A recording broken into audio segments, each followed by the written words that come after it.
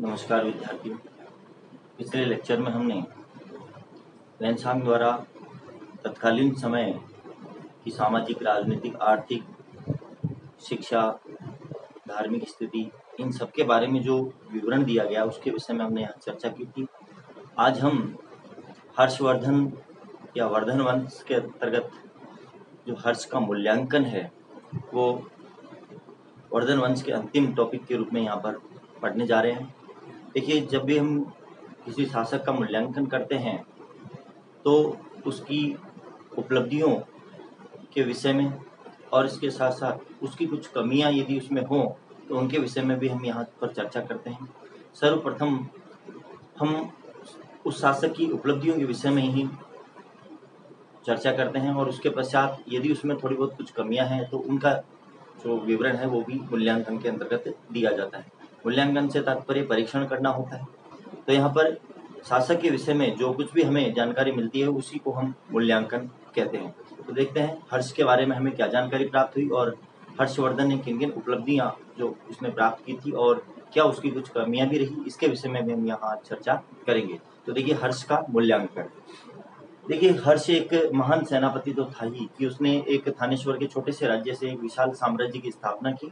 तो इस प्रकार से वह एक महान सेनापति के रूप में जाना जाता है। इसके साथ साथ वह कला और साहित्य के संरक्षक के रूप में भी जाना जाता है।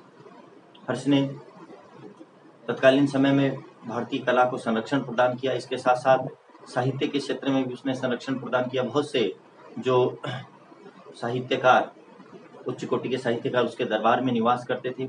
जैसे कि हमने बात की थी, मयूराष्टक और सूर्य शतक के लेखक मयूर उसके दरबार में निवास करते थे। इसके साथ साथ हर्षचरित और कादम्बरी के लेखक बाणभट्ट उसके दरबारी कवि थे। इस प्रकार से उसने कला और साहित्य दोनों को ही संरक्षण प्रदान किया। और हम यह भी जानते हैं कि हर्ष स्वयं भी एक उच्च कोटि का विद्वान था। उसने स्वयं 3 नाटकों, नागानंद, प्रियदर्शिका और रत्नावली, इन 3 नाटकों की उसने रचना की है। आगे हम बात करते हैं कि हर्ष को, जब हमने हर्ष के विषय में पढ़ा था जिसमें हमने उज्जैन की जो सभा थी, कन्नौज की सभा और प्रयाग की महामोक्ष परिषद की जो सभा थी उसके विषय में जब हमने पढ़ा था तो हमने देखा था कि किस प्रकार से हर्ष दान पुण्य करता था। तो इसे कर्ण के समान दानी भी बताया गया है। और हर्ष ने उस समय के तत्कालीन जो समय की प्रवृत्तियां थी उनके अनुसार अपनी नीतियां बनाई और काफ़ी हद तक उनमें सफल भी हुआ। प्रवृत्तियों से तात्पर्य है कि इस समय समाज को क्या चाहिए था, किस प्रकार का समाज था और उसी के अनुरूप उसने अपनी नीतियों को भी बनाया था। उसने सदैव ही लोक कल्याण पर ध्यान दिया, लोक कल्याणकारी कार्य किए। अपने राज्य के अंतर्गत भी उसने लोक कल्याणकारी अवधारणा अपनाई। देखिए, हर्ष के समय जो हर्ष का शासन प्रबंध था वो हमने पहले भी बात की थी कि सामंतीय पद्धति पर आधारित था। एक तरह से मंत्रियों और अधिकारियों को संभवतः नकद वेतन नहीं दिया जाता था और उन्हें भूमि का कुछ टुकड़ा दे दिया जाता था, जिससे धीरे धीरे सामंतीय प्रणाली पर ये शासन व्यवस्था स्थापित हो गई थी। परंतु हर्ष ने सामंतों को अधिक शक्तिशाली नहीं होने दिया और उसने सामंतवाद पर नियंत्रण रखा। नेक्स्ट हम देखते हैं कि उत्तर भारत की राजनीतिक एकता स्थापित करने में भी हर्ष ने महत्वपूर्ण भूमिका निभाई है। जैसा कि हमने देखा, थानेश्वर के एक छोटे से राज्य से उसने एक उत्तर भारत के अंतर्गत एक विशाल साम्राज्य की स्थापना की और जो छोटे छोटे राज्य स्थापित थे, गुप्तों के समय, गुप्तों का जब पतन हो गया गुप्त काल का, तो गुप्तोत्तर काल में धीरे धीरे छोटे छोटे जो अन्य शासक थे उन्होंने अपनी स्वतंत्र सत्ता स्थापित कर ली थी। परंतु हर्ष ने पुनः यहाँ पर उत्तर भारत में उन्हें अपनी अधीन ला करके और राजनीतिक एकता स्थापित की।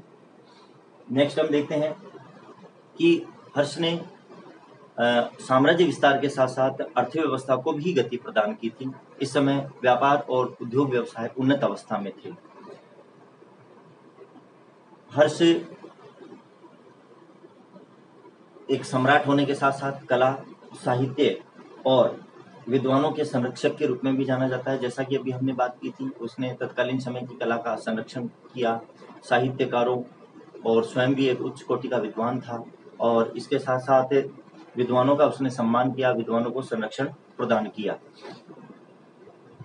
यहाँ तक कि हमने यह भी चर्चा की थी कि हर्ष ने अपनी जो राजस्व जो उसके आता था उसको 4 भागों में बांट रखा था, जिसके अंतर्गत 2 भाग वह अन्य धार्मिक संप्रदायों को दान देने में एक भाग यूज करता था, और दूसरा भाग वो जो था वो विद्वानों को और उच्च कोटि के साहित्यकारों, कला प्रेमियों आदि को पुरस्कृत करने में, अर्थात एक तरह से राज्य के राजस्व का आधा भाग जो है वो धर्म और ज्ञान के संरक्षण पर ये खर्च करता था। हर्ष के समय भारतीय संस्कृति जो थी उसका विदेशों में भी काफी प्रचार प्रसार हुआ। इस प्रकार से हम यदि देखें तो हर्ष की उपलब्धियां जो थी वो काफी व्यापक और बहुआयामी थी, और देखा जाए तो 7वीं शताब्दी के भारतीय इतिहास में भारतीय सम्राटों में वह एक श्रेष्ठतम नायक के रूप में जाना जाता है। यहाँ ये सभी हर्ष की उपलब्धियां रही हैं। Doctor R.S. त्रिपाठी जो इतिहासकार हैं, उन्होंने हर्ष की तुलना मौर्य सम्राट अशोक और गुप्त सम्राट समुद्रगुप्त से की है कि वह उन्हीं के समान एक तरह से एक महान राजनीतिज्ञ और सेना नायक था।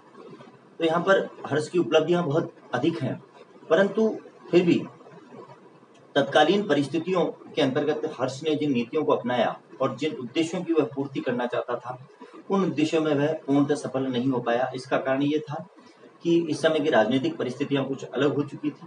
धीरे धीरे सामंतवाद अपने पैर पसार रहा था, और इस सामंतवाद के कारण से और जो विघटनकारी प्रवृत्तियां थी उनके कारण से हर्ष, यद्यपि उसने 41 वर्ष तक शासन किया और 41 वर्ष के शासन में उसने साम्राज्य को काफी सुदृढ़ बनाया, परंतु फिर भी वो जिन उद्देश्यों को लेकर के चला उन उद्देश्यों में वह पूर्णतः अपना सफल नहीं हो पाया। इसका यही कारण था कि विघटनकारी प्रवृत्तियां इस समय काफी प्रबल हो चुकी थी, जिसके बाद में हम देखते हैं कि जैसे ही हर्ष के पश्चात की जो भारत की स्थिति है उसके अंतर्गत उत्तर भारत में हमको छोटे छोटे सामंतीय राज्य देखने को मिलते हैं।